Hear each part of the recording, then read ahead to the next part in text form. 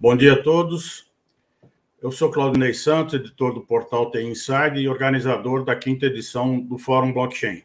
Primeiro, eu quero agradecer a presença de todos vocês aqui no segundo dia do evento. E antes de começar, eu gostaria de fazer alguns avisos. O primeiro é que a live de todo o evento está sendo gravada e, ao final do evento, vocês receberão um e-mail para poder assistir a gravação no TI Inside Play. Então, vai ficar disponível na TI Inside Play e vocês poderão ver essa gravação. É só usar a senha que vocês usaram para se inscrever aqui no próprio evento. Eu também gostaria de convidá-los a visitar o stand do nosso patrocinador, o Cloudflare, que nós vamos sortear hoje, no final do dia, um AirDots, um fone de ouvido oferecido pela Cloudflare. Outra questão, outro aviso é que vocês têm aqui na plataforma um formulário de pesquisa, um formulário de perguntas. E ali vocês já podem enviar as perguntas para os nossos palestrantes. Eu só gostaria que vocês indicassem se é para um dos nossos painelistas ou se para participante de todos do painel. E, por fim, quando vocês receberem esse e-mail para assistir a gravação, existe uma pequena pesquisa de satisfação e de sugestões. Então, eu gostaria também de convidá-los a participarem dessa pesquisa e nos ajudar a melhorar os nossos eventos. Bom, o tema de hoje é o uso do blockchain para se criar soluções dentro do critério de ESG, né? Critério de sustentabilidade. E para falar sobre esse tema, nós estamos com o Allan Kardec, que é CSO da Blockchain One, o Elcio Ferreira, que é CTO da Eu Reciclo, o Rudá Pellini, que é Head de Business Development da Wise Trust, o Jean Carbonera, que é CEO da Agrovantagens, e o Reinaldo Formigoni, que é gerente de soluções de blockchain do CPQD. O Reinaldo está entrando aqui agora, então nós completamos aqui a nossa grade de palestrantes.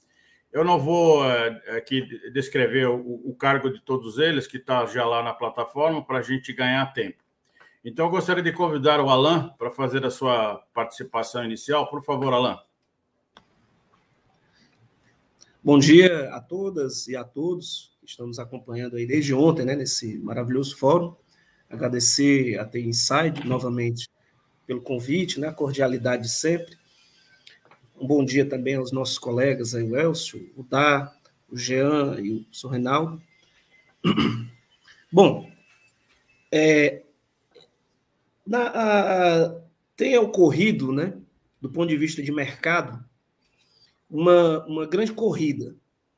Mas essa corrida, a gente percebe que ela vem sendo muito diferente do que as corridas de mercado a qual a gente costuma acompanhar do ponto de vista tradicional. Vou chamar tradicional, mas não querendo, de alguma forma, também dizer que isso é um novíssimo mundo, né, que está se colocando atualmente. Mas essa corrida, ela traz alguns aspectos bem interessantes. Por quê?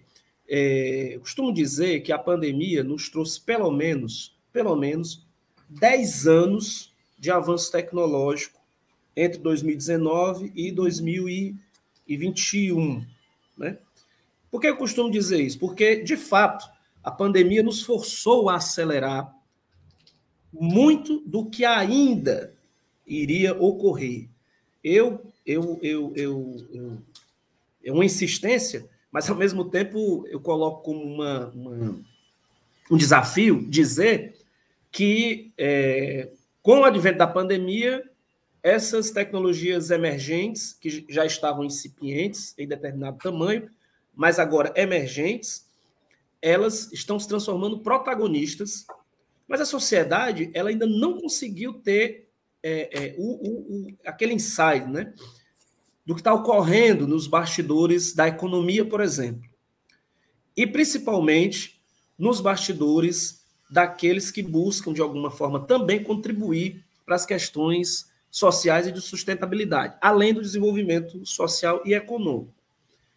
Bom, com isso, nós temos alguns grandes desafios. Primeiro é que a tecnologia blockchain,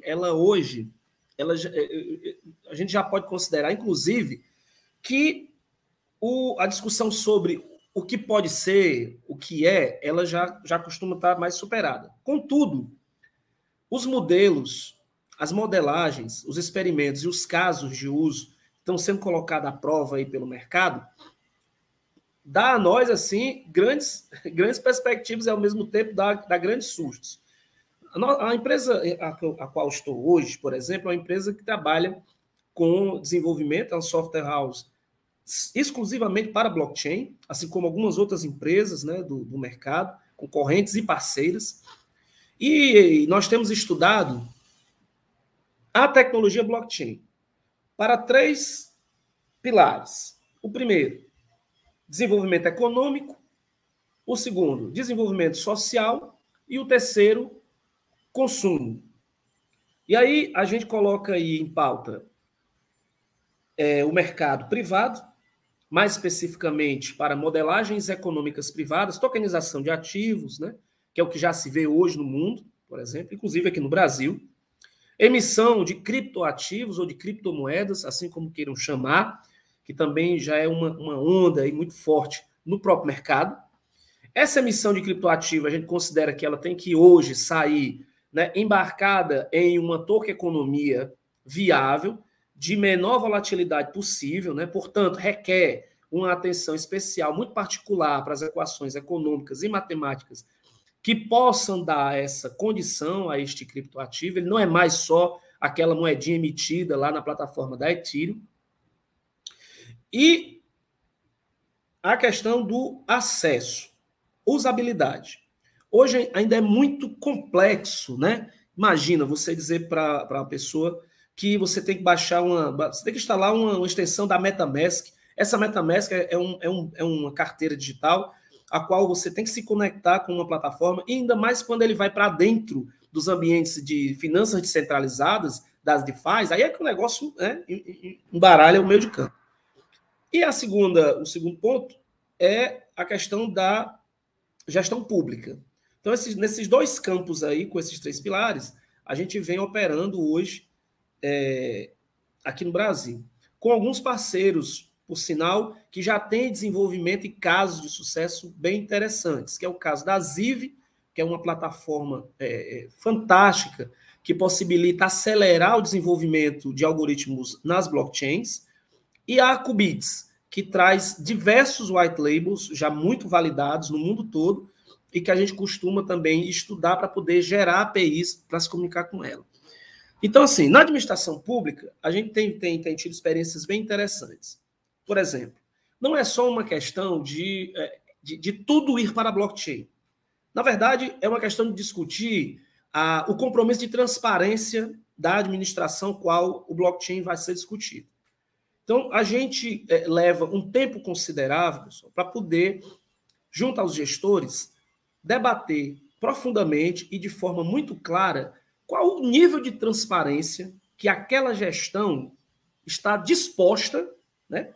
Na verdade, isso não deveria ser um debate para você mensurar o tamanho de transparência, né? Na verdade, deveria ser natural, portanto, que a administração pública já fosse transparente por sua própria natureza e compromisso.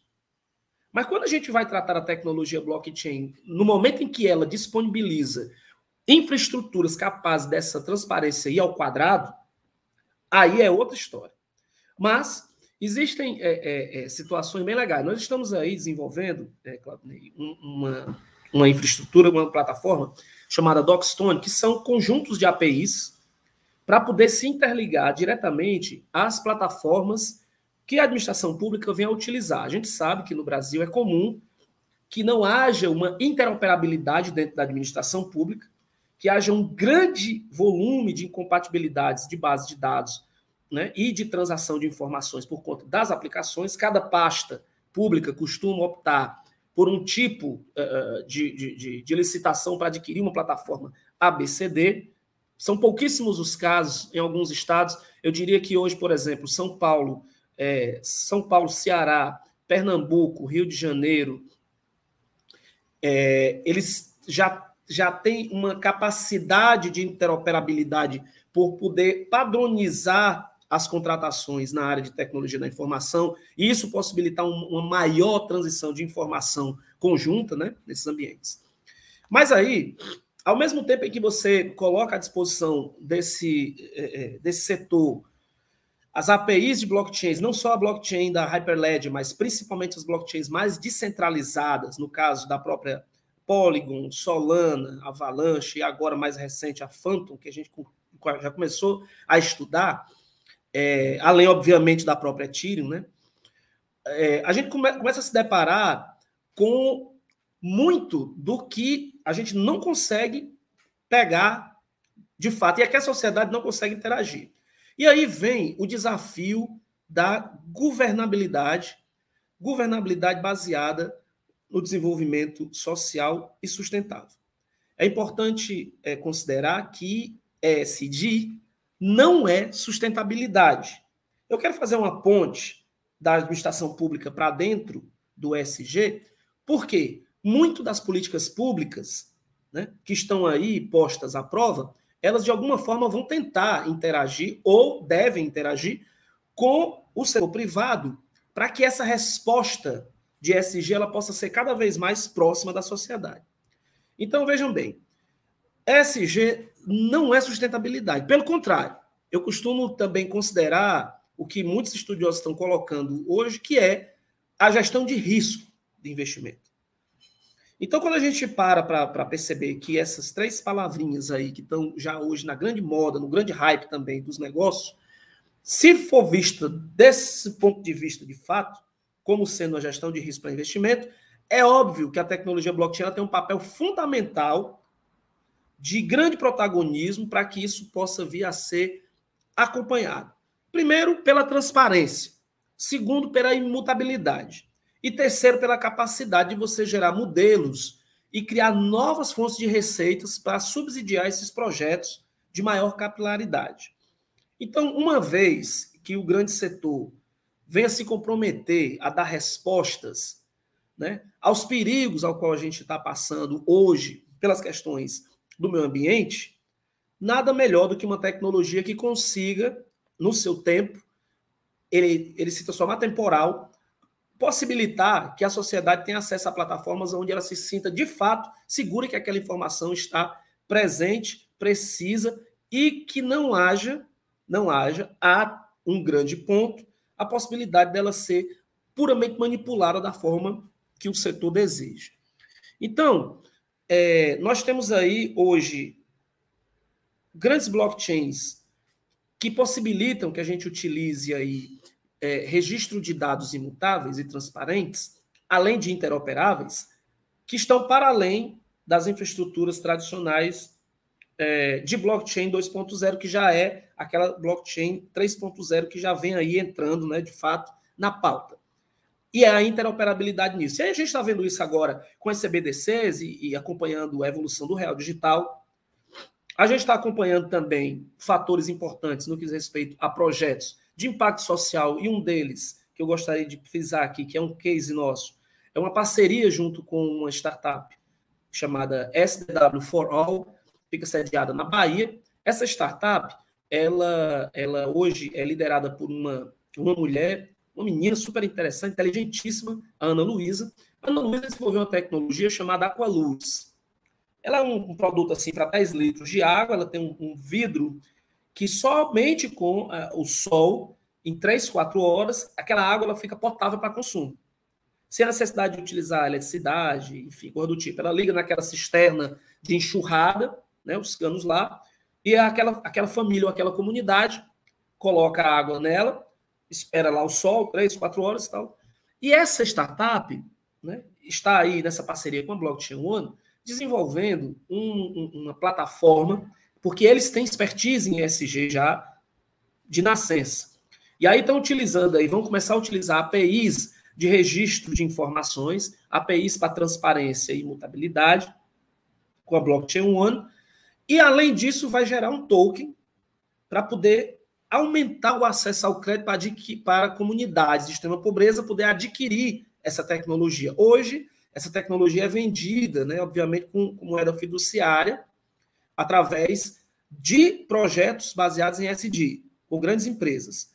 E agora, mais à frente, o que nós esperamos no roadmap até o final do ano é que haja um criptoativo que esteja, de alguma forma, lastreado à condição de você monitorar essas comunidades e as ONGs que vão receber esse crédito monitorado e transparente adquire diretamente da SDW, né, com essa moeda. E a SDW, por sua vez, faz a liquidação e a queima da moeda automaticamente. É óbvio que isso requer um fundo para fazer a liquidez, um pedaço da liquidez da cripto, ao mesmo tempo em que também requer uma dinâmica de mercado para a valorização e para aqueles joint ventures, anjos, family officers, que querem apostar e investir diretamente em projetos que dê resultado de impacto social.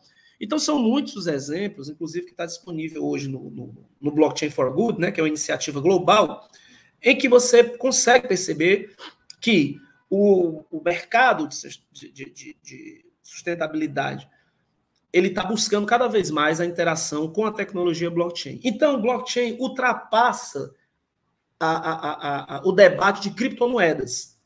A gente ainda passa por isso, né? Quando você vê a pauta blockchain, a primeira pergunta é: e o Bitcoin, e a criptomoeda, e como é que eu compro, como é que eu vendo? Isso presta para aquilo, presta para aquilo outro. Mas, na verdade, o que está se ocorrendo é uma transição, né? Uma transição cultural e econômica. Então, percebam, no início da fala, quando eu coloquei os 10 anos à frente no advento da pandemia, a gente também tem que considerar que a sociedade agora, logo após o aumento do acesso à vacina, dá a impressão que parece que está voltando de novo, de forma mais lenta, né, àquele mundo que até pouco tempo existia. E a aceleração tecnológica está aí numa velocidade monstruosa. Então, nós vamos esperar mais à frente, com a evolução do uso da tecnologia blockchain em vários setores, em particular nos setores da indústria, né, e de serviço. E aí sim, pega pesado com os grandes conglomerados que vão precisar cada vez mais ter boas tecnologias para evoluir na construção de modelos para respostas de ESG e mostrar realmente, de fato, o compromisso dela com a sustentabilidade real, né? Não fazer aquela da responsabilidade social que já é conhecida tradicionalmente. E nós vamos ter uma virada considerável com vários outros protocolos de base tecnológica, todos baseados nesta tecnologia. Então, para concluir, eu diria que nós temos um grande desafio. A Blockchain One, assim como todos os outros parceiros, eu acredito que isso seja, de fato, o que muitos estão sentindo, tem corrido atrás de estudar constantemente, aprofundar as pesquisas. Nunca se teve um momento em que as empresas começassem a criar braços de P&D para blockchains, e isso com muitas consultorias internacionais vão ocorrendo, inclusive, porque é uma tendência já mostrada, que está sendo validada e que a própria economia está absorvendo. Então, nós estamos num momento ímpar, eu diria, em que as empresas que estão nesse momento construindo essas plataformas, basicamente, estão no momento ideal para que esses modelos, a partir dos próximos 5 anos, se consolidem nos diversos setores, desde a administração pública ao terceiro setor, quarto setor, entrando para a iniciativa privada. É dessa forma que a gente vem observando o mercado e apostando nessa tecnologia. Acho que essa é a contribuição aqui para a gente poder começar a aprofundar mais o debate no decorrer agora do nossa live. Perfeito. Obrigado, Alan. Agora eu gostaria de convidar o Elcio para a sua apresentação. Por favor, Elcio. Muito bom dia a todos. Obrigado. Bem-vindo aos que estão assistindo, aos palestrantes também. Obrigado, Alan. Você fez uma boa iniciativa aí de dar esse contexto. Eu queria, antes de falar um pouco, eu queria também mostrar aqui, falar um pouco do projeto ESG, que é o Reciclo Toca, usando tecnologia blockchain. Então, se todos já estiverem vendo minha tela, eu quero começar. Então, hoje, no Brasil, apenas 3% do resíduo que é coletado, ele é reciclado, né? Então, tem vários problemas ali de baixo valor de venda, por exemplo, vidro, que é muito baixo, custos operacionais, informalidade. E o Reciclo resolve isso usando tecnologia. Então, somos uma empresa de tecnologia para rastreamento da cadeia de reciclagem, né? Então, nós rastreamos o material entre o setor de triagem ali, as cooperativas de reciclagem, triagem, né? Elas fazem a triagem de material e mandam para o reciclador final. E usando toda uma plataforma de gestão Aí você vê que blockchain não é só grava na blockchain e está tudo feito, né? Tem todo um contexto para dar lastro ao processo, né? Então, inicia com a homologação do operador, importa a nota fiscal do material de transporte que vai para o destinador final. A central depositária que existe desde 2018, nossa, faz tudo compliance ali, de validação com a Receita, da nota fiscal, se está correta, se não foi cancelada, se ela foi usada mais de uma vez, a verificação de colidência, né? E aí, todo esse processo aqui que está em laranja, ele faz essa validação. E depois, no fim, ele também grava na blockchain. Então, além desse processo de validação de notas gravar na blockchain, também, quando você gera um certificado, e esse certificado de reciclagem, ele é lastreado por as notas fiscais, ou seja, a lastro, aí sim a gente grava também na blockchain, que a blockchain fica com registro no seu smart contract, lastreado nessas notas. E aí o cliente recebe um produto, né, um serviço totalmente válido, lastreado, e é dele. Eu posso até tokenizar no futuro isso aqui também, né? Então, é um exemplo bem simples e prático, direto ao ponto, como que a gente pode usar a tecnologia blockchain para trazer governança, né? Então, quando eu gravo na blockchain, como vocês já sabem, é um registro imutável, eu não consigo mudar. Então, todo o processo que é feito antes, ele valida o que vai na blockchain, que na blockchain vai ter só dados que estão lastreados e seguros, né? Então, com esse impacto na cadeia social, ou seja, o reciclador, a cooperativa de reciclagem, além de ganhar com a venda do material, ela cede esse XML, essa nota fiscal que a gente passou, para que a gente consiga processar nos nossos sistemas e fazer esse processamento de certificado, para que gere uma segunda oportunidade de renda para o reciclador. E o cliente que precisa fazer sua compensação ambiental, ou seja, todos os clientes que produzem matéria-prima, ali, material com embalagem, ele precisa desse certificado, então ele ajuda a investir na cadeia de reciclagem, né? Então a gente não só tem um impacto ambiental, mas também causamos um impacto social, porque a partir daquele momento que alguns materiais que não faziam muito sentido vender, porque era muito barato, passa a fazer sentido com essa renda adicional. Então você pode ver quando você vai ali, tá tomando alguma cerveja de vidro, joga no lixo, demoram para pegar aquele vidro porque é muito barato. Diferente de você jogar ali uma latinha de alumínio, né? Então, R$4.000 a tonelada do alumínio e R$100 e poucos a do vidro. Então, é muito difícil você incentivar essa cadeia que tem muitas cooperativas informais, que talvez não tenha como pagar os seus custos operacionais e não consegue viabilizar o projeto de reciclagem. Por isso que as metas de reciclagem no Brasil são tão baixas. O custo é alto, a informalidade é alta também, e é difícil gerenciar isso. Então, quando você usa a tecnologia e coloca a blockchain em governança, esse certificado é válido pela CETESB, né? Então, ele é um lastro que os clientes podem usar e garantir o seu certificado de reciclagem. Então, foi bem bacana o Alan dar todo esse contexto do ESG, blockchain, para falar um pouco como é que a gente usa no dia a dia blockchain na ESG. Tem diversas outras aplicabilidades. Então, hoje nós utilizamos, por exemplo, blockchain privada, Hyperledger, né? Por causa de algumas coisas de LGPD, porque a gente não é só gravar na blockchain qualquer informação validada, né? Eu preciso entender se posso compartilhar aquela informação para o público. Será que eu não vou ali infringir alguma regra de LGPD, que a gente tem que olhar isso também agora? E aí depois, todo esse contexto você tem que olhar. Então, não é qualquer coisa que se coloca na blockchain. Tem que saber o que colocar e como colocar. E também, por mais que seja privada a nossa blockchain, também tem um Block Explorer que o cliente pode ter acesso e ele pode validar se realmente o certificado dele foi gravado na blockchain. Nós somos auditados pela Ernst Young, então também é um registro imutável que pode ser validado e auditado.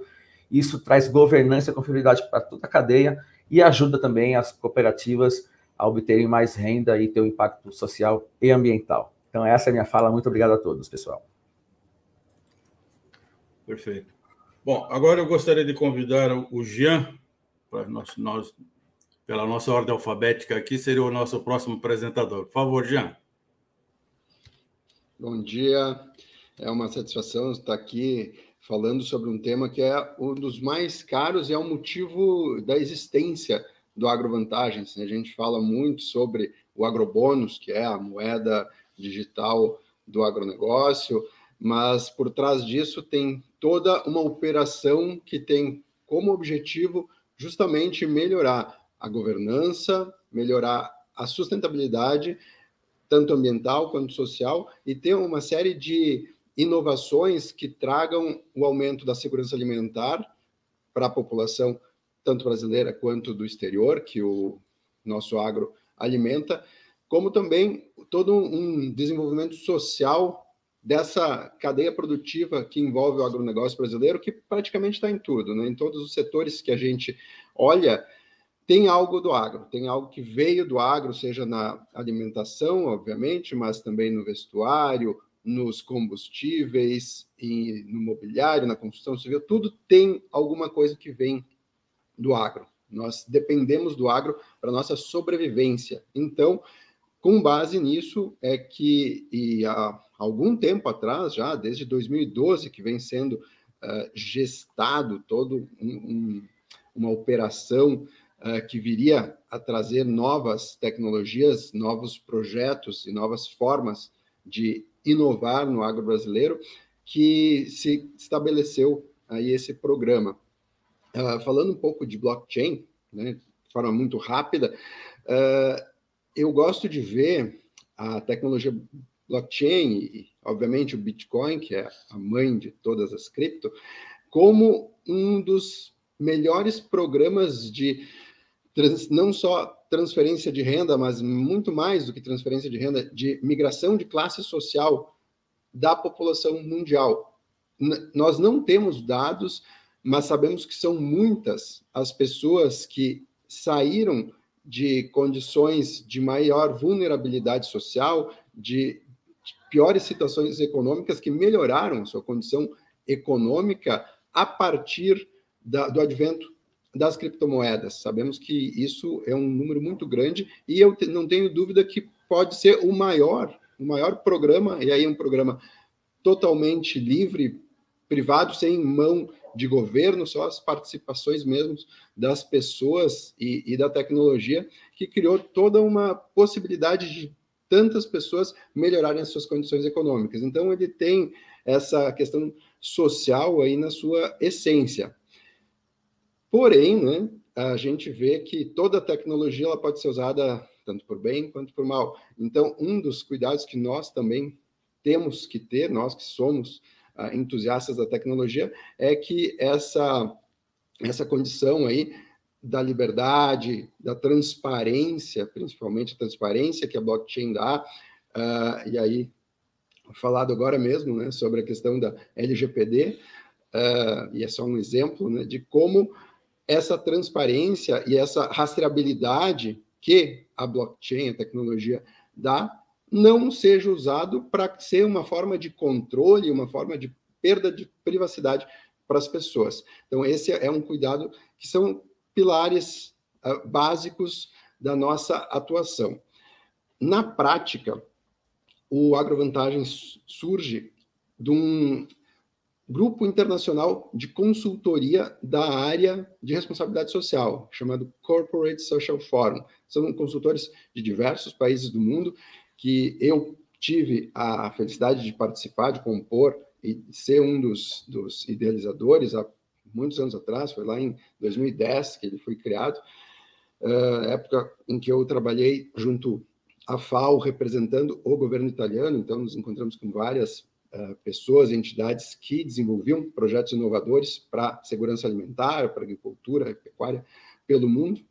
E a partir daí foram vários projetos desenvolvidos por esses grupos em todos os países do mundo. Em 2012, no Brasil, foi realizado um evento chamado Fórum Social Empresarial, no qual esses consultores tiveram contato com muita gente, muitas instituições do agro brasileiro. E dali surgiu o início de uma parceria para desenvolvimento de projetos de sustentabilidade, projetos de aumento de produtividade, o que é segurança alimentar. Nos últimos anos, então, com a aproximação assim, desse grupo com áreas de tecnologia e, mais especificamente, da área de criptoeconomia, surgiu, então, a ideia da criação do agrobônus, especificamente, né? Que é uma blockchain, que ela é muito veloz, ela tem baixíssima pegada de carbono, é uma blockchain que não causa um impacto ambiental negativo, ele usa muito pouca energia para suas transações e consegue uma grande velocidade e tem um baixo custo de transações. Então, inicia por aí, a gente quer usar a blockchain para a sustentabilidade, mas a própria blockchain, a gente acredita que tem que ser sustentável também. Então, ela já parte por aí, de uma baixíssima pegada de carbono das próprias transações da blockchain. E como ele se organiza? Para que serve o agrobônus? Então, no Brasil foi criado o AgroVantagens, que é um programa de benefícios, um programa de fidelidade de benefícios do agronegócio brasileiro, que utiliza o agrobônus para o financiamento da produção agrícola a juro negativo. E aí já é o primeiro ponto social do programa. Ele não cobra juros, ele, muitas vezes, ele paga juros, porque o ganho porque o agrobônus ele é vinculado ao PIB do agronegócio brasileiro dentro do programa AgroVantagens. Então, ele geralmente tem um aumento no seu poder de compra, ao contrário do real, que tem uma diminuição. Então, esse já é o primeiro ponto, que é essa forma de fomentar a produtividade, a produção agrícola, e aí, como eu dizia antes, né, tudo é alimentação, mas é muito mais, que é fomentada pelo programa, mas ele vai muito além, porque o resultado dessa operação é que é o investimento direto em ESG em geral, mas basicamente o resultado dessa operação financeira ele é utilizado para investir no desenvolvimento de novas tecnologias que permitam o aumento da sustentabilidade no setor agrícola e da produtividade desse setor, o que se reflete diretamente na questão ambiental, na questão sanitária, na questão da segurança alimentar. Porque os projetos de startups ou de empresas em pesquisa e desenvolvimento, empresas já existentes com novos produtos, eles aumentam, por exemplo, quando a gente fala de aumento de produtividade, o aumento da produtividade na mesma área, ela impede que seja necessário aumentar o desmatamento para ampliar a área de produção. Quando a gente diminui o uso de recursos hídricos para poder permitir a mesma produção, isso diminui a necessidade de usar água potável para a produção agrícola. E é uma série de outros, quando a gente investe em pesquisas para diminuir o componente tóxico do agrotóxico, isso se reflete em saúde da população e do próprio agricultor, que é quem está em contato direto com esses produtos. Outros grandes avanços, então, que o uso de uma blockchain do agronegócio traz para todo esse setor é a possibilidade, então, de utilizar essa blockchain para rastreabilidade de produtos, para garantir que eles são, por exemplo, que eles não têm componentes geneticamente modificados, que, por exemplo, a madeira é livre de desmatamento, ela vem do setor de reflorestamento. Isso são exigências, inclusive, em vários países que compram a madeira ou que compram produtos do Brasil. As embalagens também, fazer, através da blockchain do agrobônus, a rastreabilidade de embalagens de agrotóxicos, embalagens de defensivos, de fertilizantes, aquelas que têm por obrigação legal de ter um controle, né, da sua destinação. Na parte de governança, a blockchain do agrobônus e os serviços que o AgroVantagens disponibiliza, por exemplo, para cooperativas, permite que seja realizado dentro de toda a cadeia produtiva das cooperativas uma gestão financeira transparente, segura e que dá controle para os associados sobre as transações financeiras, ou seja, a transparência do blockchain, onde tokens que giram por toda a cooperativa, desde lá o produtor até a central de recebimento, a parte de industrialização, depois o mercado, a agropecuária, todos esses órgãos que são parte da cooperativa, se tem um controle geral de tudo que está acontecendo através da plataforma do AgroVantagens, com vamos dizer, formas de white label para as cooperativas. Outro dos produtos que o AgroVantagens traz para revolucionar, junto com o que já está acontecendo, não é por si só a revolução enquanto tecnologia, mas a revolução no mercado, é a tokenização de ativos dentro da sua blockchain.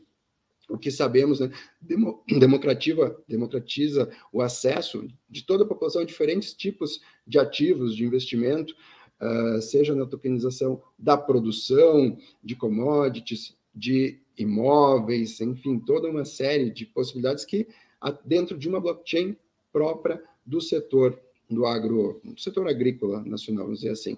A tokenização de créditos de carbono também, que é um dos novos, vamos dizer assim, o novo ouro na questão ambiental, também ser feita dentro da blockchain do agronegócio para aumentar ainda mais, né, esse compromisso do agronegócio com a sustentabilidade, com a redução da poluição, da emissão de dióxido de carbono e outros gases, né, metano, enfim, que foram tão comentados agora na COP26. Isso é um compromisso do agronegócio brasileiro e que se concretiza através de todo esse programa que tem como base toda uma questão tecnológica sobre uma blockchain, sobre o agrobônus, que é então a moeda forte do agronegócio brasileiro, mas que deixa ele não apenas mais forte, fazendo essa vinculação econômica que tem um impacto social direto para os produtores agrícolas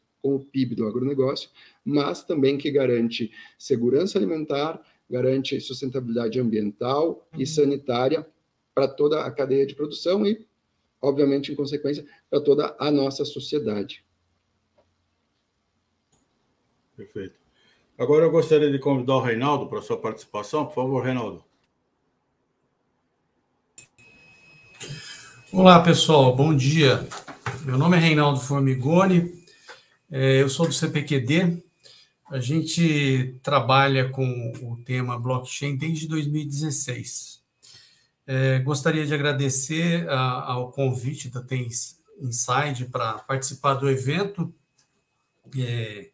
e trazer aqui um pouquinho da nossa experiência em relação ao tema blockchain e ESG. Né? Na nossa experiência, a gente tem um programa de inovação aberta no CPQD. Então, dois dos exemplos que eu vou trazer para vocês aqui tem relação com o nosso programa de inovação aberta, foi feito com startups, onde a gente usa um fundo chamado Embrapi. O CPQD, ele é uma das unidades Embrapi no Brasil. E, enfim, eu gostaria de compartilhar com vocês a minha tela para mostrar aqui alguns poucos slides, inclusive com eventos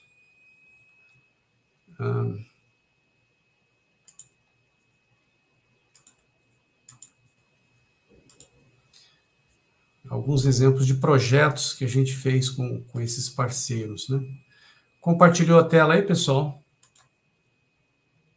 Entrou. Entrou? Aí, entrou. Legal. Então, vamos lá.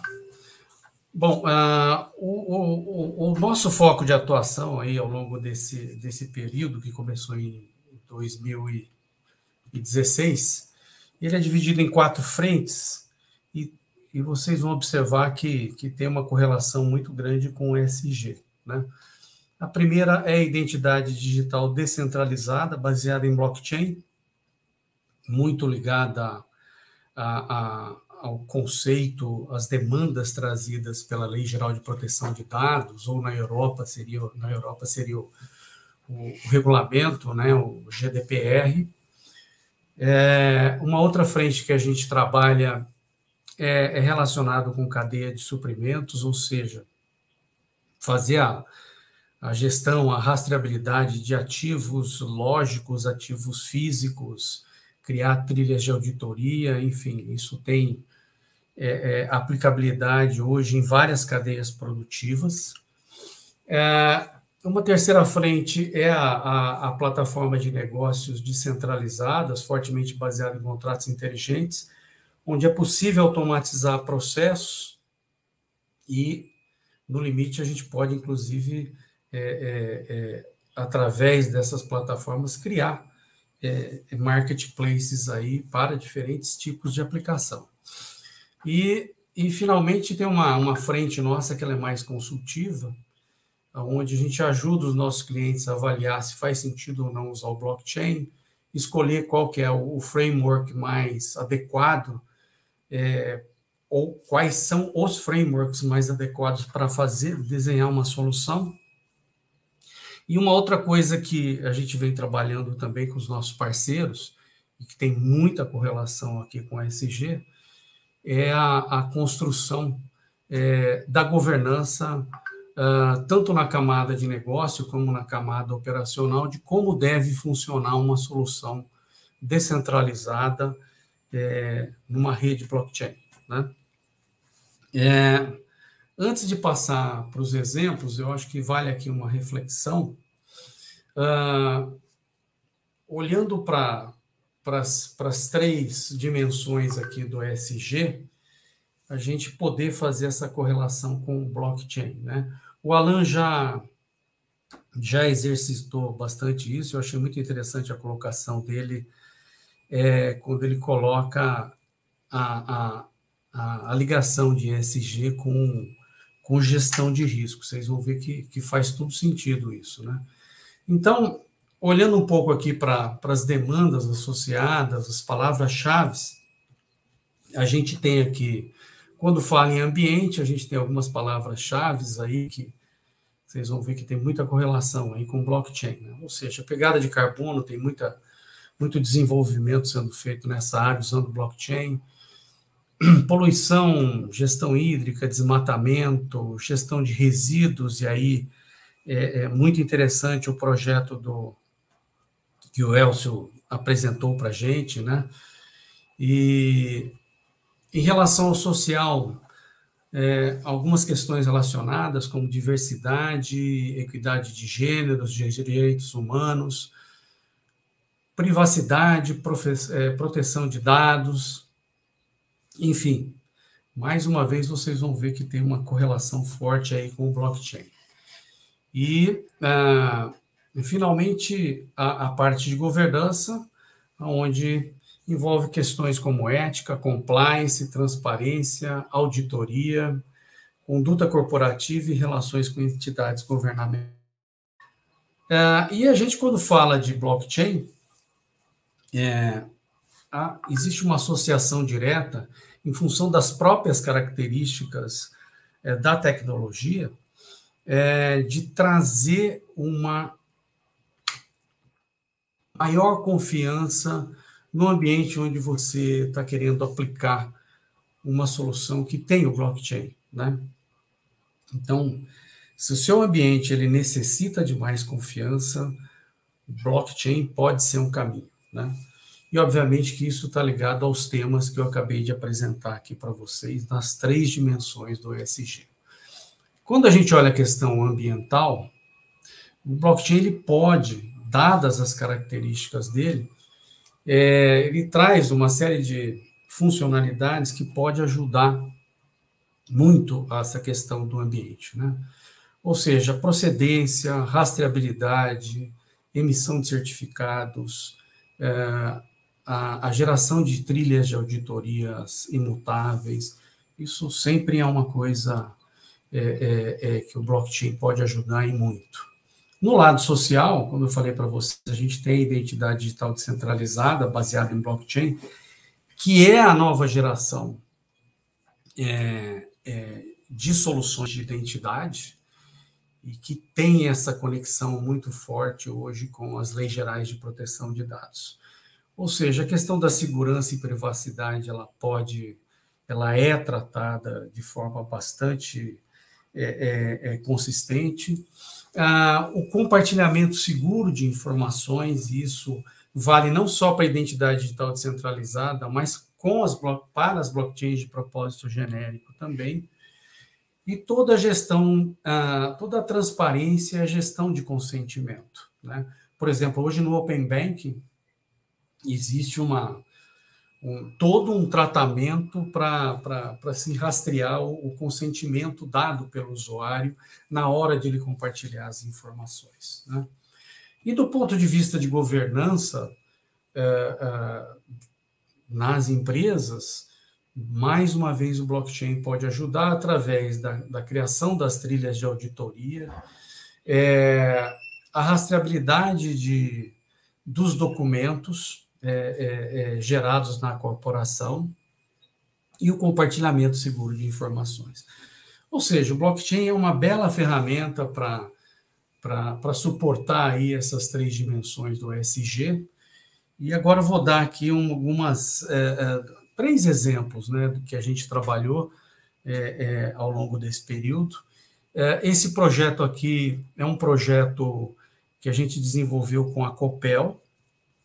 Ele é um marketplace de compra e venda de energia no ambiente de geração distribuída, né?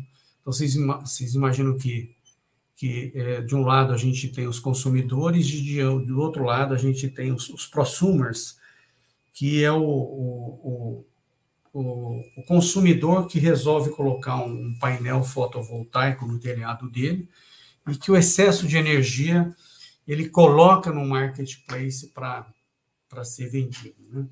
Então, o que a gente fez? A gente bolou todo um modelo transacional da rede de um marketplace que é baseado aqui numa rede permissionada de acesso privado. A compra e venda de energia, então, deixa de ter um intermediário e ela é feita no marketplace, né? Tem um token que é armazenado numa carteira e que é conversível na moeda fiduciária. O marketplace ele prevê a existência de leilões, que acontece a cada 15 minutos, onde você tem as ofertas e as demandas sendo liquidadas. E o objetivo maior, além do desenvolvimento e conhecer mais a tecnologia, o objetivo era fazer uma análise de impacto no quadro regulatório atual, uma análise econômica e também tributária. Então, foi um projeto que terminou em novembro agora.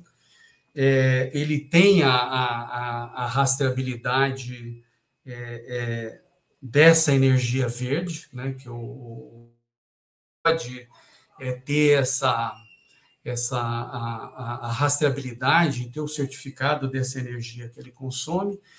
E tem um livro que a gente vai disponibilizar em alguns dias, que coloca aí os resultados, apresenta os resultados com detalhes de todo esse projeto. Um projeto bem legal que aconteceu aí ao longo de 3 anos com a Copel. Um outro exemplo é um projeto que vai entrar em produção agora no primeiro trimestre. Nós fizemos 2 projetos de desenvolvimento com uma empresa chamada SafeTrace. Nós, junto com a SafeTrace, a gente desenvolveu a plataforma Conecta, e que basicamente tem a rastreabilidade da cadeia da carne bovina no Brasil, ou seja, o boi, desde a hora que ele sai lá da fazenda, passando pelo processo de industrialização do supermercado, né? E aí tem a emissão de certificados baseados em blockchain, tem a consulta às bases de dados de governo e o registro a essas consultas de bases de dados em blockchain, porque o frigorífico, para fazer a compra de uma determinada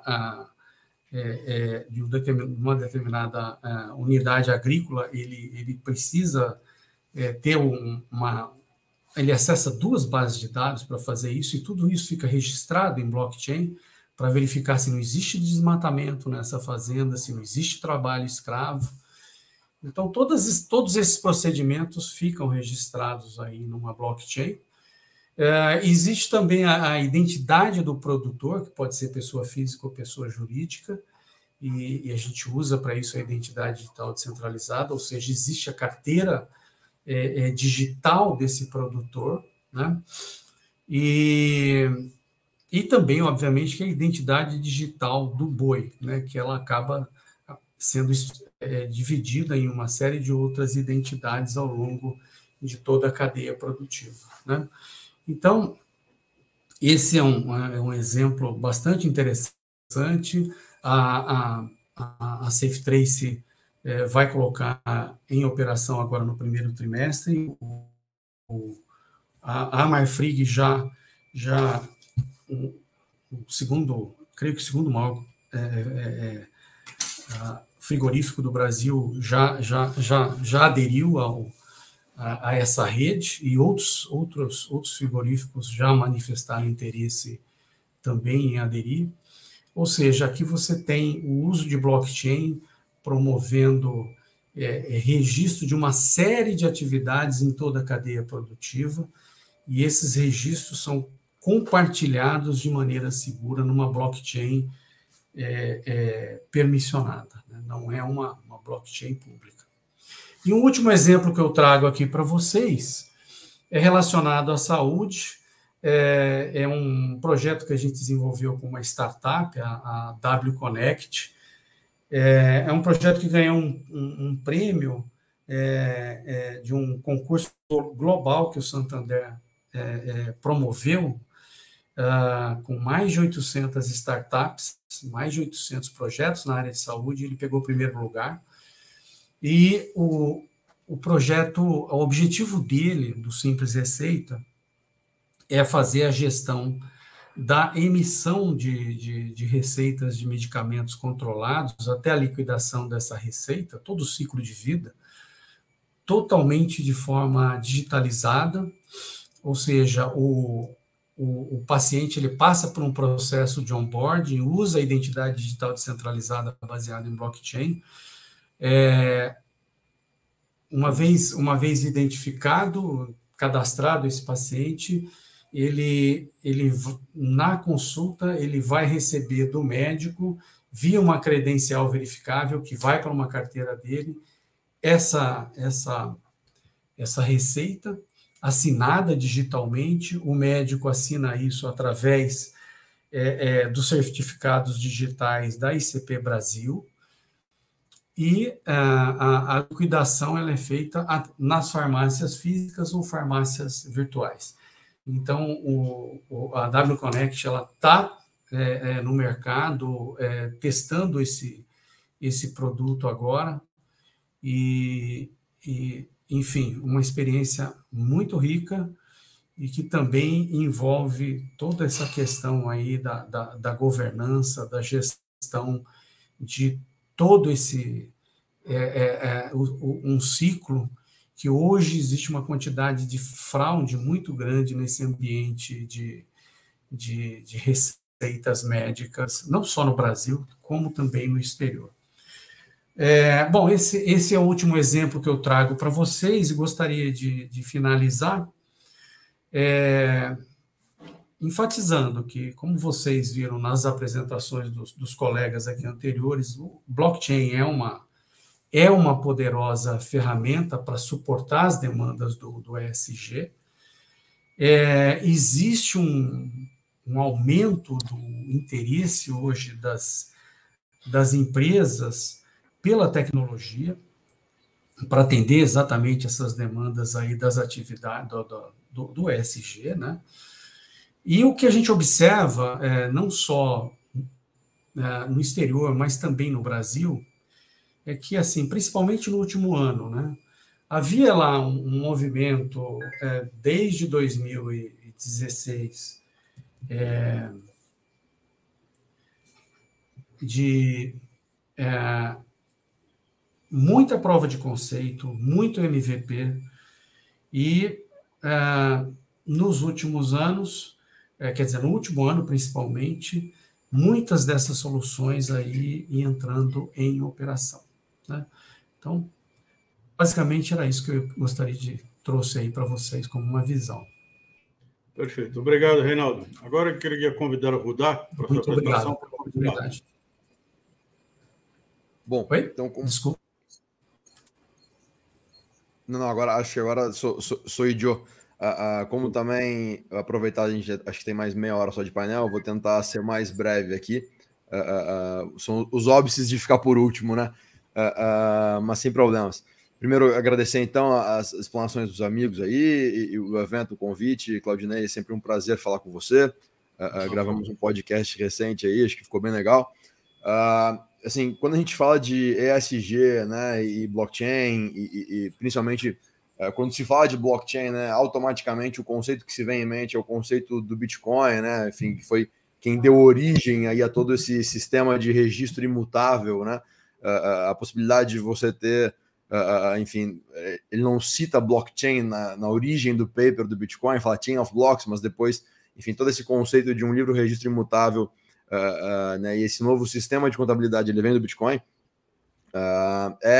Acho que natural a gente vê até na mídia, né, e na cabeça das pessoas a questão do consumo energético. Até foi bem legal que o Reinaldo comentou, né, do projeto de blockchain para melhorar, enfim, otimizar o smart grid, né, e como isso pode acontecer.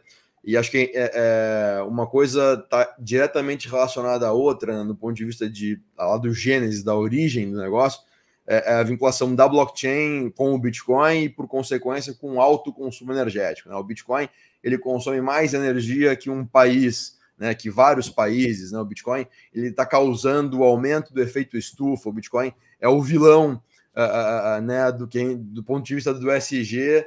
O Bitcoin, ele está matando o ESG. Tem assim, a linha que a gente quiser dar de argumento para isso, a gente já viu na mídia, né?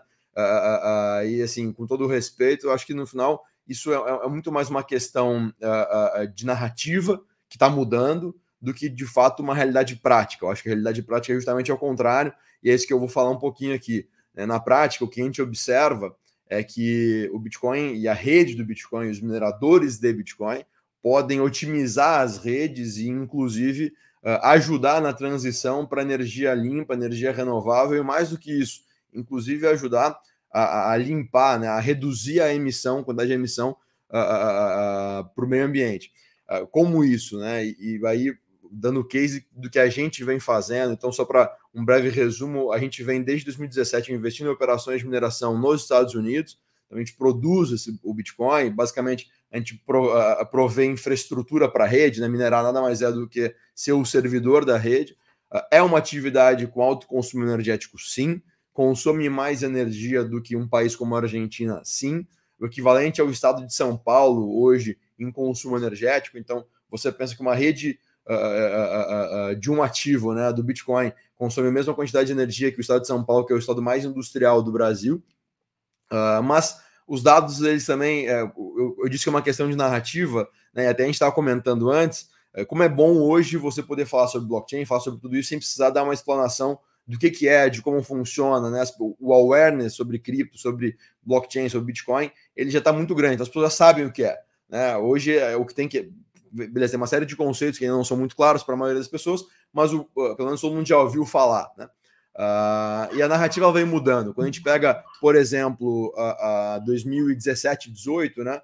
A narrativa era de que blockchain, Bitcoin, criptomoedas, se você falasse criptomoedas, você estava falando de alguma coisa usada por hackers e criminosos para lavar dinheiro, cometer fraudes e crimes, etc. Né?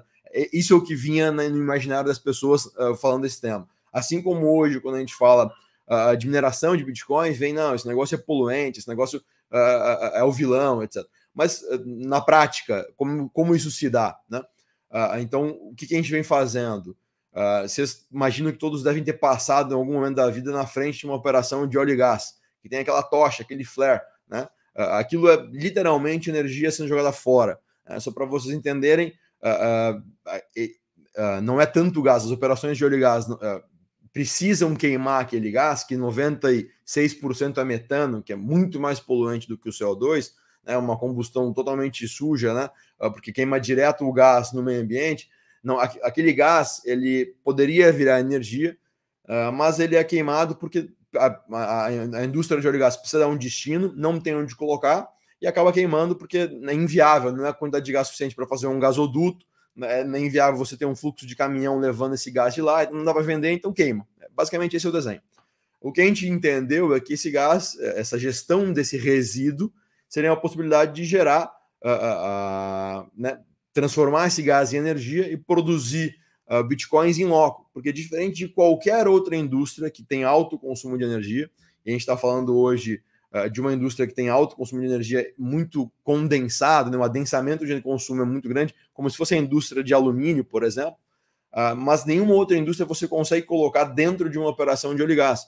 A gente, por exemplo, nossos data centers eles são containerizados, então a gente consegue colocar a nossa operação literalmente dentro de uma planta de óleo e gás, assim como consegue colocar dentro de uma planta de geração solar, por exemplo, assim como consegue colocar dentro de uma hidrelétrica. E o que a gente está dizendo? Para fazer sentido, os mineradores eles estão buscando energia gratuita ou energia mais barata, né?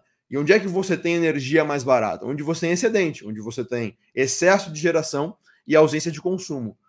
Quando a gente olha para o desenho todo, você tem ilhas de geração de energia no mundo inteiro. No Brasil isso não é diferente. Por exemplo, dado de Brasil, que aí o Reinaldo fez o projeto e pode falar um pouco com mais propriedade, a gente tem uma grande ilha de geração no Norte-Nordeste e uma grande ilha de consumo no Sul-Sudeste. O Brasil tem excedente de geração de energia. A gente não é... essa crise hídrica que a gente viu no passado, que resultou numa crise energética, na verdade ela é uma crise de distribuição e transmissão, ela não é uma crise de geração de energia. E como é que você pode ajudar a resolver esse troço? Ao invés de você ter que investir em infraestrutura, que é a responsabilidade do governo, né, de colocar cabos, literalmente, para fazer essa transmissão, você pode minerar Bitcoin, usar essa energia para minerar, produzir Bitcoins e usar eles como se fosse uma bateria. Você minera num lugar, vende e custeia em outro lugar, né? Então é uma possibilidade de você fazer um desenho um pouquinho diferente de um smart grid, de um grid inteligente, né? Considerando um país ou um bloco inteiro como caso.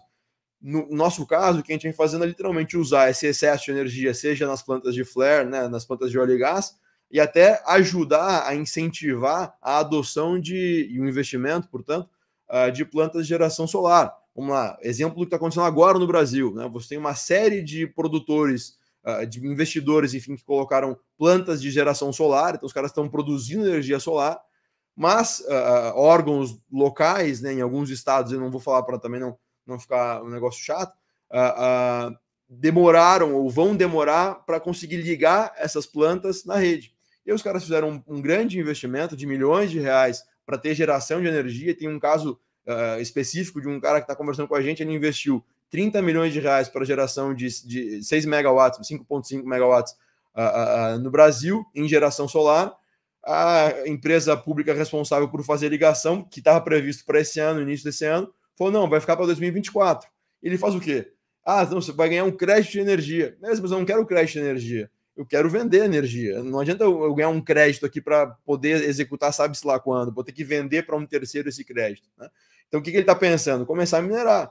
Tem alguns entraves, óbvio, para fazer isso no Brasil. Você tem uma alta taxa de importação, de imposto de importação nesses equipamentos, então fica inviável fazer. Mas seria uma possibilidade clara para você, né, um uso claro para essa energia excedente que não está ligado na rede. Isso incentiva a novos investidores que estão querendo investir na geração limpa começarem a produzir energia e usar para minerar até que a rede seja, né, essa geração, a planta seja ligada na rede. Então, são casos de uso específicos, eu estou falando rápido justamente para poder dar para as perguntas depois e tal, que a gente já vê. Então, assim, acho que além disso, né, dados, hoje cerca de 55% a 58% da rede inteira do Bitcoin já é 100% limpa e renovável, né? Isso está aumentando. Dados de outra pesquisa do ano passado chegava a 74%, 75%. Então, no final, a atividade ela já é limpa. Mas consome muita energia. Sim, de fato consome. Mas não é bem assim também. Tem um outro dado interessante, eu já mato, tá, Claudinei? Somente, sabe quando você desliga a televisão que fica aquela luzinha vermelha, né, a televisão fica em stand-by? Somente os eletrodomésticos em stand-by nos Estados Unidos, não estou nem falando do mundo, consomem mais energia que a rede inteira do Bitcoin.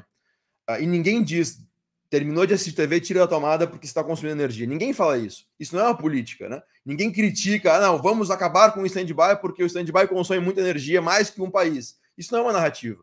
Então, é tudo uma construção lógica do que você quer vender, do que você quer, de quem é o vilão dessa jogada, né? Então, assim, dado esse nível de importância, eu acho que os benefícios que podem trazer para a rede, né? Por exemplo, esse negócio, a gente usar o flare, a gente consegue reduzir a emissão de CO2, né?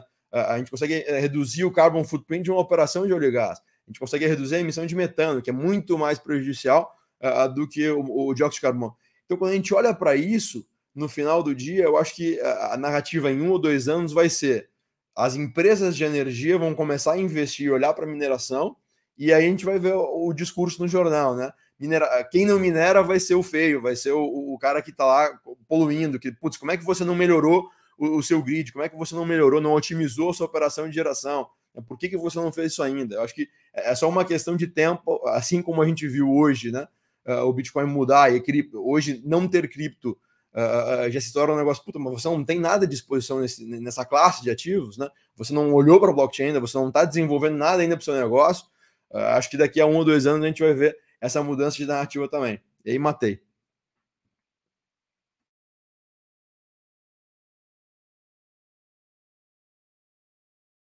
Está mutado, Claudinei. Só para emendar no assunto que você já está abordando, eu acabo aqui de receber uma pergunta do Paulo Alexandre.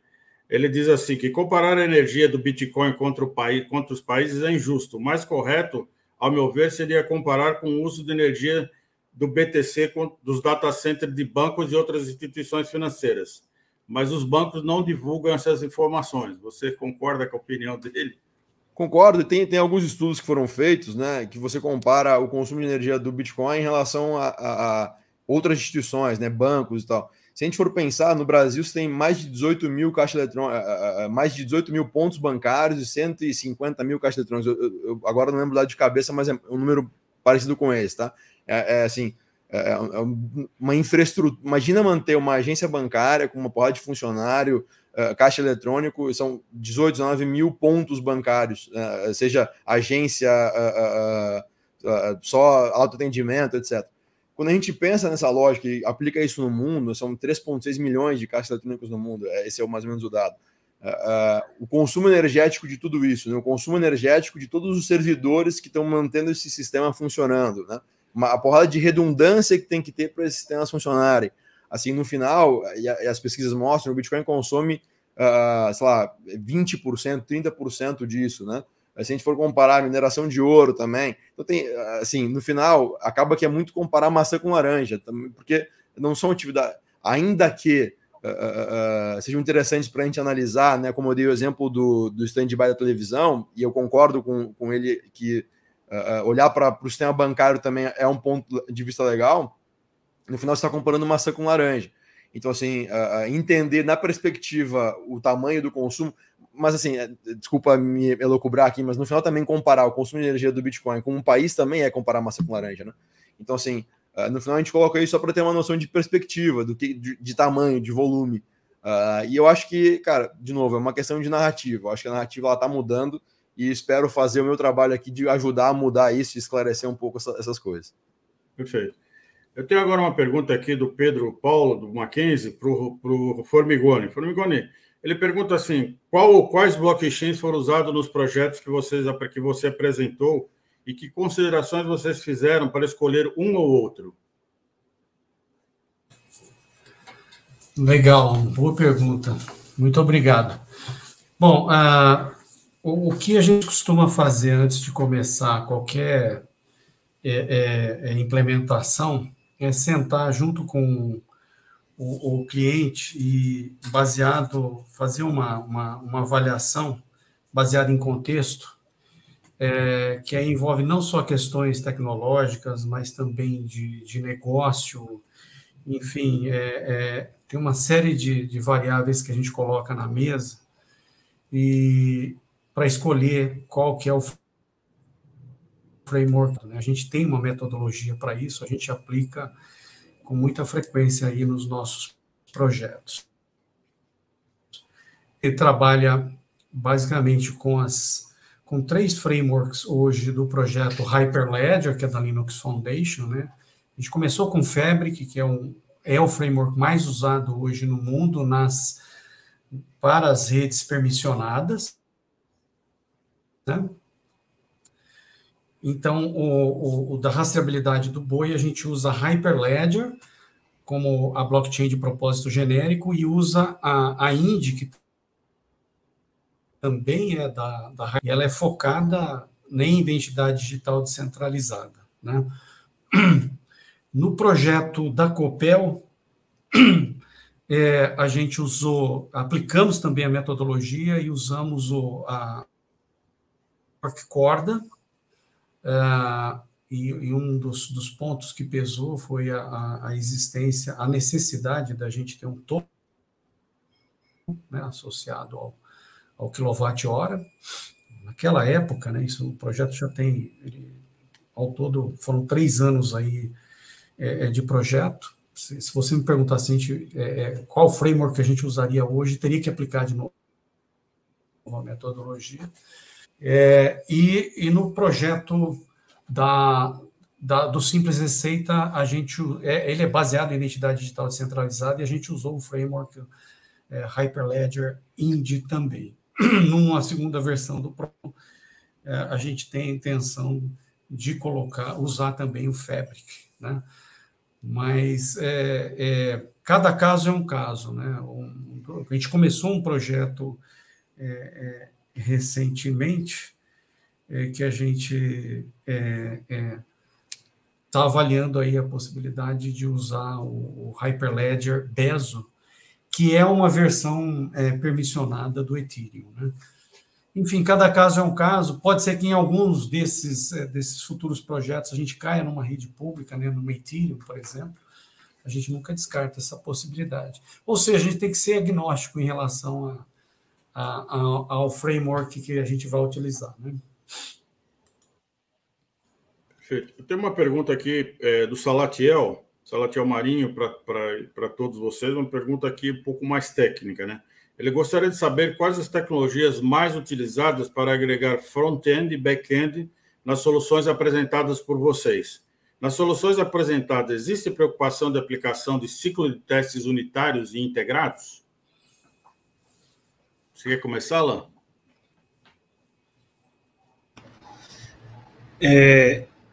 Pelo menos assim, a gente, no nosso campo de pesquisa, como eu tinha falado no início, a gente tem tentado aprofundar, né, com a equipe, as blockchains da Polygon, da Solana. Eu não tinha falado da Celo, mas inclusive nós tivemos um projeto desse de impacto social incubado aí com a Celo Foundation, e uma aceleração dela no final do ano passado, agora, de 2021. Eu diria que interoperabilidade, basicamente, assim. A gente também trabalha com Hyperledger, com Corda, inclusive Corda e Oracle são parceiros nossos lá na Blockchain One. Mas, a priori, eu diria que, partindo do pressuposto que ele está colocando aí para um caso, essas blockchains que estão mais focadas em evolução, em rapidez de evolução de interoperabilidade para a Web 3.0, por exemplo, elas poderiam dar uma resposta um pouco mais rápida, certo? Do que, por exemplo, uma outra blockchain. Pelo menos do nosso ponto de vista, até o momento que a gente vem evoluindo aí nas pesquisas, né? A Polygon é muito legal nisso, porque ela tem um conceito matemático muito, muito legal, ou seja, quer dizer, dá para você fazer algoritmos de baixa redundância e aumentar, e o custo é muito pequeno, né? Também tem isso. O professor Rinaldo colocou uma coisa bem interessante, que é isso mesmo. A gente depende muito, né? Os projetos, eles variam. Então, a própria pergunta do colega, ela teria que ter mais ou menos assim um cenário para a gente poder, inclusive, mensurar ou sugerir, né, algumas hipóteses de rede. Elcio, você tem alguma consideração em relação a essa pergunta? Sim, tenho. Eu entendo que as tecnologias de front-end e back-end e testes também nessa tecnologia são muito importantes. Quando você coloca um blockchain em produção, você não pode fazer muitos testes, porque ali os blocos são gravados e são imutáveis, então vale a pena fazer um ambiente de teste para você homologar isso, né? Sobre qual arquitetura usar, né? Ou seja, se você tem algumas coisas de lei só de LGPD, algumas coisas que você entende que você pode rodar ali uma rede permissionada, você vai usar algumas tecnologias como o Hyperledger, mas se você tem ali um poder de processamento e você que não quer se preocupar muito com a infraestrutura, porque quando você traz para o permissionado, você é responsável pelos servidores, pela base de dados, pela interoperabilidade dos servidores, então você se preocupa bastante com infraestrutura para manter isso. Quando você vai para a pública, tem milhares de nós que provém isso aí você tem que ver depois o custo de gas, né? Ou seja, o custo de processar essas informações e velocidade de processamento. Então, por exemplo, o Polygon, como a Alan falou, e também o Phantom, tem um poder de processamento de 4.000 e poucas transações por segundo. O Ethereum já vai 100 e poucas transações. O Bitcoin demora 10 minutos para poder permissionar os blocos, né? Para poder validar os blocos. Então, depende da velocidade que você quer entregar ali de situações e você entender qual que se aplica a você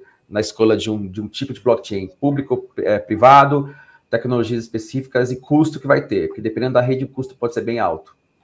Essas são as minhas considerações. Perfeito. Alguém mais tem uma consideração, Reinaldo? Sim. Bom, a maioria das soluções que a gente desenvolve, elas quer dizer, todas, né, são baseadas em microserviço. Em algumas situações, a gente não desenvolve a camada de aplicação, depende do perfil do cliente, a camada de aplicação fica com ele, e a interface com o core da rede, né? A gente, na verdade, quando você desenvolve uma solução blockchain, você tem o core, que é onde fica, que aí a gente usa um dos frameworks que estão disponíveis aí, né? Como eu citei, Hyperledger, Corda e por aí vai. Você tem uma camada de serviço e aí a camada de aplicação. Na camada de serviço é onde ficam os SDKs, as APIs, que vão estar conversando aí com a camada de aplicação. Então, a arquitetura é baseada em microserviço e a comunicação com a camada de aplicação a gente usa basicamente APIs para fazer esse tipo aí de integração, né? No back-end existe, bom, aí vai depender do ambiente do cliente, né? Que tipo de banco de dados que ele vai usar. Lembrando que não é tudo que a gente coloca na blockchain. Aliás, a gente tenta colocar o mínimo na blockchain, né? E aí você tem os bancos de dados, onde você pode pegar hash desses bancos de dados e jogar aí numa blockchain, né? Aí os bancos de dados, isso aí varia de cliente para cliente, né? Mas no front-end, além de APIs, você tem diferentes hoje tecnologias que você pode usar para desenvolvimento mobile, né? Também isso vai depender de cada cliente. Mas é uma arquitetura baseada em microserviços, né? Bastante flexível. Perfeito. Jean ou Rodar, vocês querem falar também? Acho que não. Desculpa, eu digo, se tem mais perguntas, podem tocar, mas se o Jean quiser. Sim, só uma consideração, né? A rede do agrobônus, onde o OGB é a criptomoeda nativa, ela é um fork da rede Ethereum, no qual, se pessoas que trabalharam no desenvolvimento, tanto da rede Ethereum, quanto até em algumas questões relacionadas ao Bitcoin, focaram naqueles pontos que eu coloquei, na sustentabilidade, né, na diminuição do custo das transações, no aumento da velocidade e na baixa pegada de carbono, consumo energético mínimo possível. Para as transações, nós utilizamos, aí falamos de agrovantagens, a plataforma do agrovantagens, ela, enquanto a rede do agrobônus é uma rede pública, através da plataforma só aparece para o usuário aquilo que a plataforma definiu, que for definido, né, que apareça. Então, ela pode, para determinadas aplicações, se utilizar a rede do agrobônus como de uma forma permissionada, onde, por exemplo, para as cooperativas se cria uma white label da plataforma e se disponibilizam os serviços, o acesso a informações específicas através de APIs, através de todo um sistema. E temos também a parte de conta digital, onde reais e agrobônus e tokens da plataforma convivem ali dentro com um front-end amigável, porém, né, utilizando a blockchain sem que essas informações se tornem públicas, apenas acessível para auditorias e outras fiscalizações e controles internos. Basicamente, esse é o funcionamento, né, da nossa interface do AgroVantagens com a blockchain do AgroBônus. Perfeito.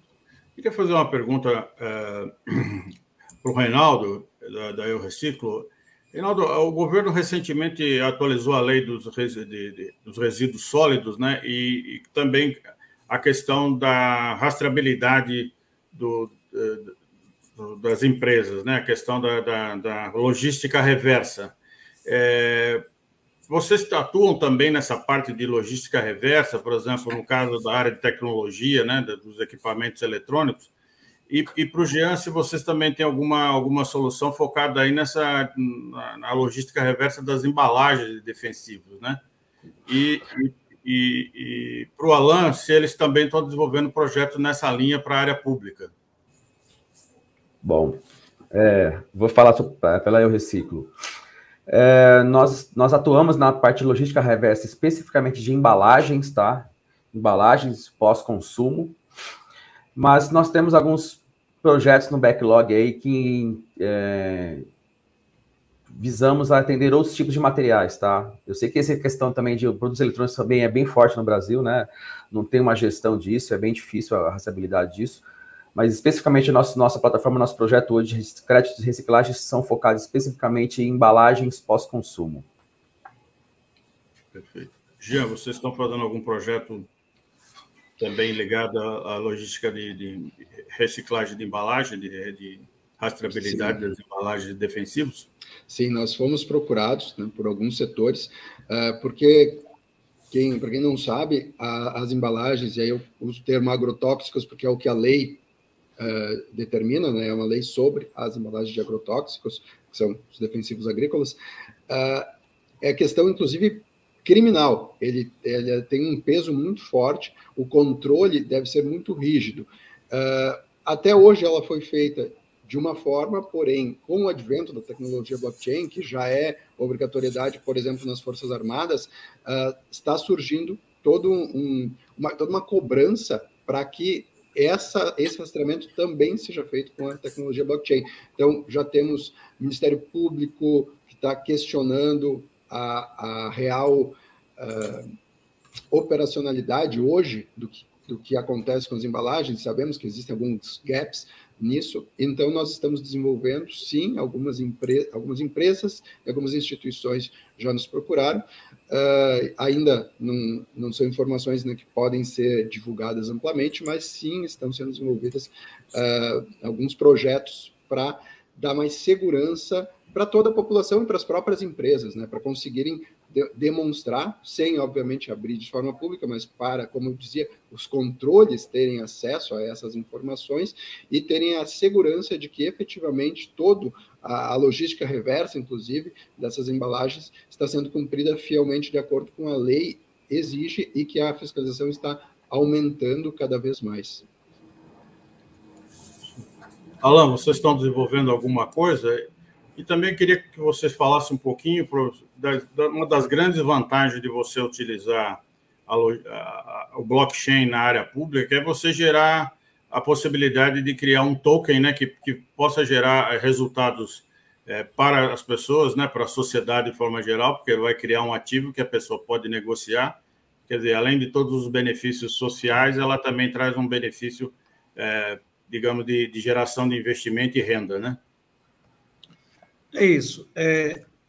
Nós temos um projeto com a prefeitura, nós estamos concluindo o processo de due diligence com o município, aqui no estado do Ceará, que vai ser o nosso principal case, até porque a gente vai estar utilizando algumas APIs de blockchains com alguns parceiros estratégicos, inclusive entre eles a Seletiva, que é uma startup especializada no processo logístico da coleta, transporte e destinação, né, para a questão da logística reversa. Então, ela já usa, por exemplo, alguns parâmetros junto com outros parceiros, no caso da própria Ledger, e também vai estar utilizando com a Blockchain One outras camadas de aplicação no que diz respeito a toda essa cadeia, né, dentro do município. Então, você vai ter aí a IoT ligada a veículos, por exemplo, de coleta, a entrega lá no aterro, o gerenciamento, inclusive, da questão da taxa de lixo, que é utilizado hoje nos municípios, de forma, inclusive, transparente. Isso aí é um aspecto interessante que a gente vem fazendo com a seletiva. Com relação à parte econômica, vai ter um case que nós também vamos publicar agora, ainda nesse semestre, também na administração pública, que não é uma moeda, digamos, social. O desafio é ela ter esse caráter social, obviamente, de resposta social, interação social, mas que ela consiga fomentar, de alguma forma, criar uma nova fonte de receita no orçamento público. O desafio central disso é, primeiro, você conseguir, de alguma forma, montar uma estrutura de meio de pagamento onde aquela comunidade, baseado, inclusive, no desenho da economia solidária, assim como dos bancos comunitários, né? Ou seja, você dimensionar ali uma área de atendimento com meios de pagamento para que essa moeda ela possa circular livremente lá no comércio. Ele não precisa ser unicamente naquele município, ela pode ser uma moeda que circula em todo o estado, por exemplo. A questão é como garantir que aquele comerciante, por exemplo, faça a liquidez dessa moeda, até porque ele vai ter que comprar os insumos dele, ele vai ter que gerar o negócio dele, ele vai precisar de fiduciário, né, que é um dos grandes desafios. E aí a administração pública entra como? Através de criação de fundos com empresas públicas, né, as agências de desenvolvimento econômico público, para que você lastreie esse pedaço de orçamento inicial como um tipo de stablecoin. Eu digo um tipo porque não é necessariamente uma stablecoin. Então, ela é um utility com uma tokenomia embutida, em que ela possa funcionar através de um meio de pagamento, o comércio a aceite, e você possa fazer dela, inclusive, um instrumento de relação social, beneficiando, por exemplo, desconto ou pagamento do IPTU, desconto ou pagamento da energia elétrica, desconto ou pagamento do gás, alguns outros, é questão do próprio ICMS, então se envolve aí o governo do Estado e esse governo municipal, a qual a gente vai estar desenvolvendo essa dinâmica. Nós estamos apostando nisso como uma alternativa para a administração pública começar a experimentar uma outra fonte possível de receita. Mas o grande lance aí é você, primeiro, né, ter aquele convencimento político da necessidade de um recorte, mesmo que um nano recorte orçamentário, para poder a gente dar o primeiro lastro de liquidez a essa moedinha. Porque ela não vai ficar só aquela coisa que a gente fala. Não é só a emissão de um token que vai rodar ligado à administração pública para atender alguma demanda social. Ela tem que, de fato, ter um caráter econômico real, que seja possível que o comércio interaja e que as pessoas interajam. Por exemplo, as bolsas para agentes ambientais, a bolsa para os agentes da agricultura familiar, né? Essas bolsas elas poderiam ser pagas através desses meios de pagamento com esse token. E esse token, obviamente, ele poderia ser utilizado para esses estudantes comprarem material, para esses estudantes pagarem alimentação, para esses estudantes utilizarem para colocar crédito para o ônibus, né, que é o caso aqui no Ceará, como em muitos outros estados e municípios aqui do Brasil. Então, a gente vem desenhando isso. Esses dois casos, a gente vai estar publicando ainda esse primeiro semestre, primeiro fechando a due diligence do município, e aí a gente vai aproveitar e passar em primeira mão para ter insight, né, acompanhar a discussão disso daí, justamente com a prefeitura que vai estar embarcada nessa parceria. E o segundo ponto é a característica econômica desse token para que ele sirva, de fato, como um caso e com alguns outros modelos. Por exemplo, tem aquele modelo lá que roda em Miami, que eles trabalham a questão do Golf Token, né? Já vem fazendo isso, já fazendo alguns testes bem interessantes. Aqui no Brasil tem um trabalho, acredito que no Rio Grande do Sul, se não me engano, também tem o uso do blockchain para as moedas de economia solidária, e aí a gente vai estar trazendo aí um protocolo para tentar também contribuir, né, nessa evolução aí do mercado e na evolução do blockchain para impacto social, com a questão desse token que possa permear entre a administração pública, serviços públicos e a comunidade. Perfeito. Bom, infelizmente aqui nós já chegamos ao final do nosso horário. Eu creio que a gente deu uma boa visão sobre as possibilidades, né, sobre as iniciativas que o blockchain pode permitir para a criação de soluções focado dentro desse conceito de ESG, né?